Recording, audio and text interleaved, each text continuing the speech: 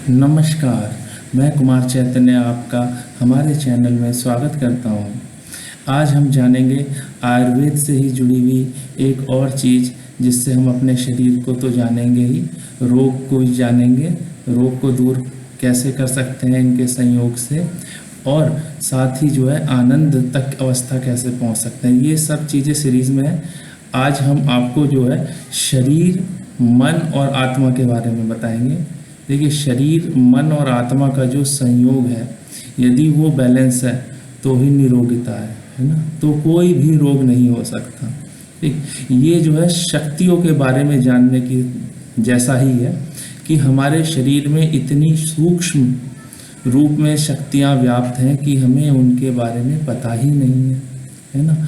शक्तियाँ जो हैं वो सूक्ष्म रूप में है, पंचकोश हैं, इंद्रियां शरीर को धारण करती हैं, किस प्रकार से वो फिर 8 चक्रों का वर्णन है। वो चक्र हमारे शरीर के शक्ति केंद्र कहलाते हैं, और उनके द्वारा ही जो है शक्ति का जागरण करते हुए कुंडलिनी जागरण के बारे में भी जाना जा सकता है ना। तो काफ़ी डिटेलिंग है, लेकिन आज का जो टॉपिक है हमारा, वो मेन है शरीर के बारे में, मन के बारे में और आत्मा के बारे में। देखिए, शरीर का प्रभाव मन पे, आत्मा पे पड़ता है, और मन का प्रभाव जो है वो शरीर पे पड़ता है ना। तो सबसे पहले जानते हैं कि ये तीनों हैं क्या। अच्छा, इसे त्रिदंडवत बोला जाता है ना। 3 दंड मतलब ऐसे 3 डंडे जिनके ऊपरी, एक मन का, एक शरीर का और एक आत्मा का, यदि उनके सिरे ऊपर से मिले रहें तो वो बिना किसी सहारे के आराम से खड़े हो सकते हैं, है ना। तो वैसे ही हमारा शरीर है, वो ही जो है जीवन का प्रतीक है कि तीनों जो है समान रूप से खड़े हो सकते हैं, चल सकते हैं, शरीर को धारण कर सकते हैं। अच्छा, ये तो सभी जानते हैं कि पंच महाभूत तत्वों से ही शरीर बना है, लेकिन वो किस किस स्वरूप में शरीर को धारण करता है, ये जानना भी जरूरी है। ठीक है, देखिए, ये 3 चीज़ें हैं, इसमें 3 चीज़ें आती हैं। सबसे पहले है इसमें कि किस रूप में धारण करता है, धारण कौन कर रहा है। दूसरा है पोषण कौन करता है, और तीसरा है उसका संगठन क्या है ना। इन तीनों ही चीज़ों में जो है इन्वॉल्वमेंट है पंच महाभूत तत्व का। किस किस रूप से है, देखिए, जानते हैं। अपने बारे में जितना जाने उतना कम है, फिर भी जानते हैं, अच्छा आपको लगेगा। देखिए, सबसे पहले जो है हम धारण को समझते हैं। देखिए, जो इंद्रियां हैं हमारी, 5 ज्ञानेंद्रियां हैं और 5 कर्मेंद्रियां 10 हैं, ये ही शरीर को धारण करते हैं। दूसरा है पोषण। पोषण जो है आहार से मिलता है। कौन से आहार से? वो 6 रस जो बताए गए हैं, है ना, मधुर रस, अम्लीय, क्षारीय, तिक्त, कटु और कास्य। ये 6 रस जो हैं, ये ही जो है आहार से हमें प्राप्त होते हैं। ठीक, यही पोषण करते हैं। इसके बाद आ जाता है संगठन। संगठन क्या है? जब इन्हीं सब चीज़ों का संयोग होता है तो हमारे जो 7 बताए गए हैं, रस, रक्त आदि सप्त धातु, है ना, वो शरीर का संगठन करते हैं। उनके साथ ही साथ जो है त्रिदोष और मल, जो मलमूत्र आदि हैं, ये शरीर को एक संगठन के रूप में कार्य करते हैं, है ना। तो ये जो स्वरूप बताया गया है, इस रूप में जो है शरीर हमारा कार्य करता है। देखिए, अब शरीर, मन और आत्मा को जानते हुए उनके संबंध को जानेंगे। ठीक, सबसे पहले शरीर के बारे में बताते हैं। शरीर क्या है? शरीर में जो आपकी एनर्जी रहती है, वो किस प्रकार से संचालित हो रही है, उसके बारे में बताएंगे, है ना। ठीक, एक तो इसे फिजिकली लेके चलते हैं पहले तो, है ना। दिखता क्या है? देखिए, आयुर्वेद के जो ग्रंथ हैं उसमें जो है शरीर को बताया गया है आपका 8 अंगों के रूप में, है ना। इसलिए इस कौन से 8 अंग हैं? शरीर के सिर है, ग्रीवा गर्दन है ना, पार्श्व भाग है, उदर भाग है ना, साइड के जो पार्श्व होते हैं, उदर भाग है, ये आपका उरु भाग है, नीचे का हाथ है और पैर है। ये 8 भाग बताए गए हैं, है ना। और दूसरे कहीं कहीं पे षडांग भी बोला गया है, मतलब 6 अंगों वाला शरीर। तो वो 6 अंगों वाला शरीर कौन सा बोला गया? वो बोला गया है आपका वो चीज़ें यही हैं, काउंट करने का जो तरीका है वो अलग है। सिर और गर्दन को एक साथ गिन लेते हैं, ठीक, और हाथों को अलग अलग गिनते हैं और पैरों को अलग अलग गिनते हैं 5, और छठा भाग ये धड़, गर्दन से लेके यहाँ तक धड़ आपका है ना। तो ये 6 अंगों के रूप में जानते हैं इसे। अच्छा, ये शरीर ही है जो हर चीज़ के लिए स्थूल रूप से सबसे पहले अग्रणी रहता है ना। यदि ये ठीक रहेगा तो और चीज़ों के भी सही रहने की ही संभावना है ना।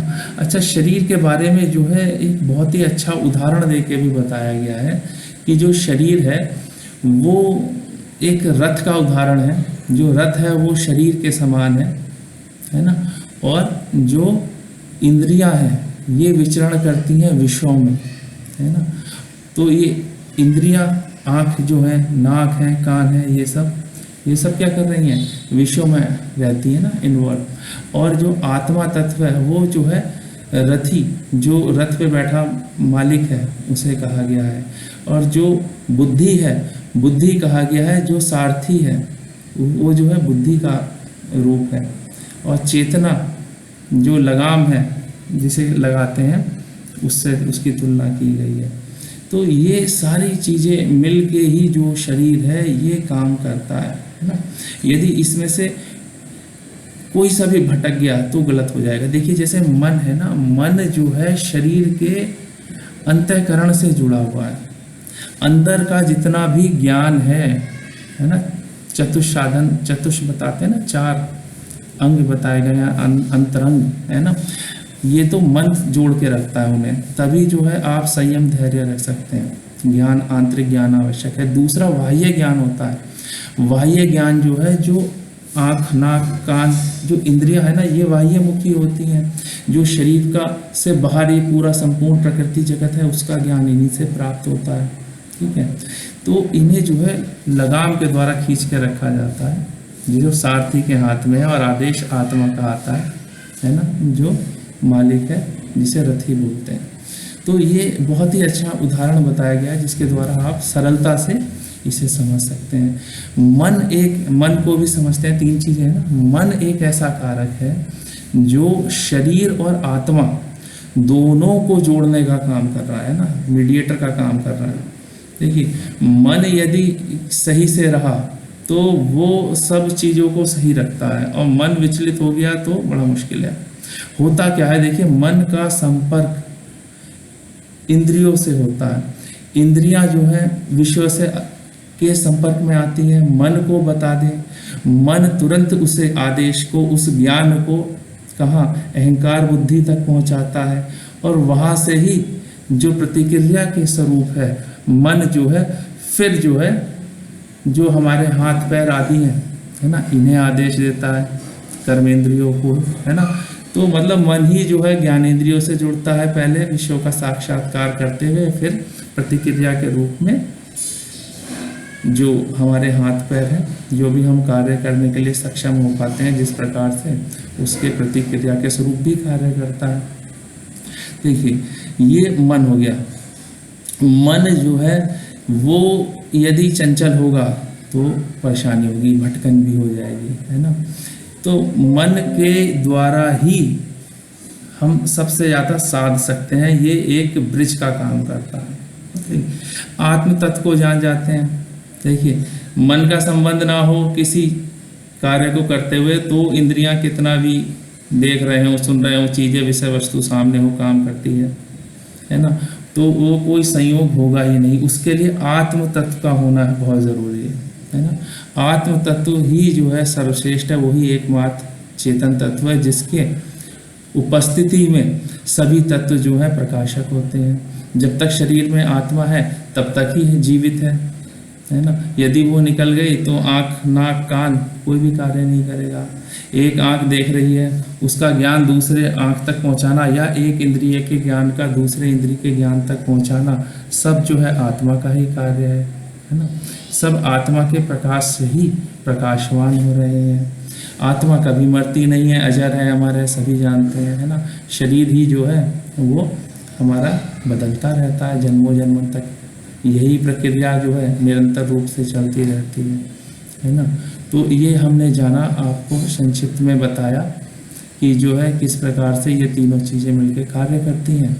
आप हमारे साथ ऐसे जुड़े रहिए। आगे इसी क्रम में जो सूक्ष्म शक्तियों के रूप में जो है पंचकोश हैं, इंद्रियों पंचक इंद्रियों के बारे में बताया गया है, उनके बारे में बताएंगे। बुद्धि से उसका संबंध किस प्रकार से है, और कुंडलिनी और अष्ट चक्रों के बारे में भी वर्णन किया जाएगा।